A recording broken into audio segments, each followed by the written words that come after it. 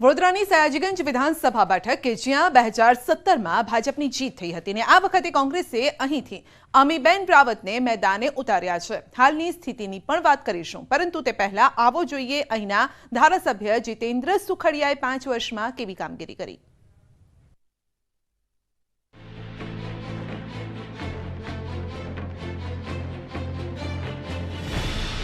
કોંગ્રેસે ઉમેદવાર જાહેર કરતા જ સયાજીગંજમાં રાજકીય માહોલ જામી ગયો છે। મહારાજા સયાજીરાવ યુનિવર્સિટી, ફતેહગંજ લાલ church, Alembic company, railway station, Gorwa GIDC, Sayajibaug આ જ વિસ્તારમાં આવે છે। 1995થી ભાજપનો ગઢ બની ગયેલી આ બેઠક પર ઓબીસી મતદારોનું પ્રભુત્વ છે। ઉપરાંત પાટીદાર મતદારો પણ 11%થી વધુ છે, જ્યારે 7% દલિત અને 4.7% જેટલા મુસ્લિમ મતદારો અત્યંત નિર્ણાયક છે। કોંગ્રેસને 1985ની સામાન્ય ચૂંટણી બાદ 2002માં યોજાયેલી પેટા ચૂંટણીમાં જીત મળી હતી। જો કે 2002થી જીતેન્દ્ર સુખડિયા સતત ભગવો લહેરાવી રહ્યા છે। 2017માં ભાજપે જીતેન્દ્ર સુખડિયાને સતત 5મી વખત ટિકિટ આપી, જ્યારે કોંગ્રેસે નરેન્દ્ર રાવતને મેદાને ઉતાર્યા।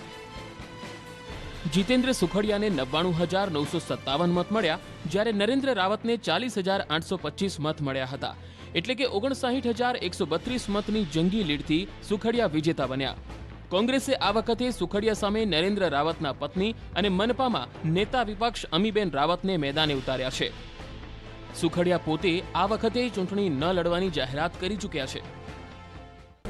મારો સવાલ જ નથી, હું 4 ટર્મ રહ્યો છે, મારા માટે ઇનફ છે। હવે બાકીની પ્રવૃત્તિ પક્ષ મને જે સોંપશે હું કરવાનો છું। પણ શું જીતેન્દ્ર સુખડિયા બીજા કોઈને એમની જગ્યા માટે કોઈ પાર્ટીમાં કહેશે કે આ ઉમેદવારને ટિકિટ આપવી જોઈએ? કોઈ સારો ક્રિયાશીલ બધાને સાથે લઈને ચાલે, સેન્સિટિવ વ્યક્તિ હોવો જોઈએ, બસ મારી એટલી ઈચ્છા। એટલે જીતુ સુખડિયાનું હવે 5મી ટર્મમાં રિટાયર કરશે? ચોક્કસ। જીતેન્દ્ર સુખડિયા 4 ટર્મથી ધારાસભ્ય છે। 2002માં પેટા ચૂંટણીમાં તેમની હાર થઈ હતી। મોદી સરકારમાં તેઓ રાજ્યના મંત્રી પણ રહી ચૂક્યા છે। વિધાનસભામાં ભાજપના મુખ્ય દંડક રહ્યા। પ્રદેશ ભાજપના પૂર્વ ઉપાધ્યક્ષ છે। વડોદરા શહેર ભાજપના પ્રમુખ પણ રહી ચૂક્યા છે। કેટલાક મતદારોનું કહેવું છે કે નંદેસરી જીઆઈડીસીમાંથી છૂટતા કેમિકલના કારણે લોકો ત્રાહિમામ છે। વિશ્વામિત્રી નદી કાંઠે પૂરના કારણે ઘણા ઘરોમાં પાણી ઘૂસી જવાની વર્ષો જૂની સમસ્યા છે।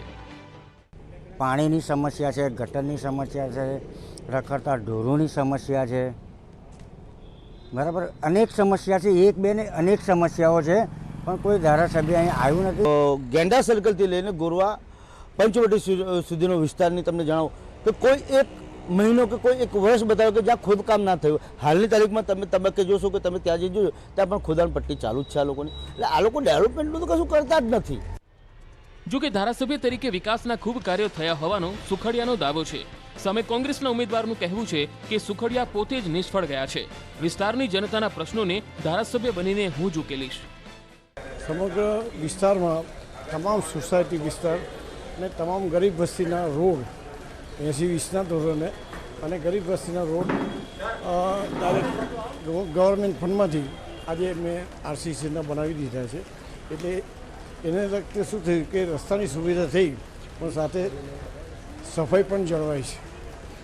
ગોતી હોસ્પિટલનું હું એસએસસીમાં બહુ લોડ રહેતો હતો, એટલે પશ્ચિમ વિસ્તારમાં એક હોસ્પિટલની જરૂર હતી, એટલે ગોતી વિસ્તારમાં એમઆરએસની હોસ્પિટલ પણ હું લઈ આવ્યો। 25 વર્ષથી અહીંયા અર્બન પ્લાનિંગ સેક્ટરમાં વડોદરા શહેરની એવી કોઈ ઇન્ફ્રાસ્ટ્રક્ચર સર્વિસ બાકી નથી। પછી પાણી હોય, ડ્રેનેજ હોય, સોલિડ વેસ્ટ મેનેજમેન્ટ હોય, ડિઝાસ્ટર મિટિગેશનનો પ્લાન બનાવવાનો હોય કે સ્લમ અપગ્રેડેશનનો પ્લાન બનાવવાનો હોય, બરોડાની તમામ સર્વિસીસમાં મેં ખૂબ કામ કરેલું છે। અને એને લીધે જ આ જે બધો મિક્સ્ડ એક્સપિરિયન્સ છે, એના લીધે બરોડા માટે એક ચોક્કસ વિઝન બી છે ને એક લાગણી બી છે ને અહીંના ઇશ્યુઝને હું ડિટેલમાં સમજી બી શકું છું।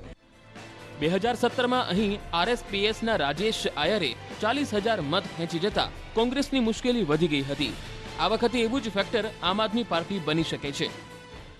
રાજેશ આયરેનું એવું છે કે પોતાનું એક પોકેટ છે ગોત્રી વિસ્તારનું। ગોત્રી સુભાનપુરાની બહાર એમનો વોટ બેંક નથી, અને એમને એટલા જ પૂરતા વોટ એમને મળે, 50,000 વોટના એ હકદર એવું કહીએ તો ચાલે રાજેશ આયરે। હવે રાજેશ આયરે તો ભારતીય જનતા પાર્ટીમાં ઓલરેડી આવી ચૂક્યા છે, એટલે ઓન ધ કોન્ટ્રરી ગયા વખતે મત મળ્યા હતા અને મતમાં જે નુકસાન થતું એ નુકસાન ભારતીય જનતા પાર્ટી સરભર કરવા જઈ રહી છે।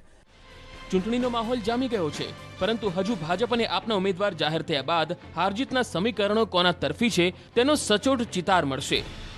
અંકિત ગોંસીકર, ન્યૂઝ 18 ગુજરાતી, વડોદરા।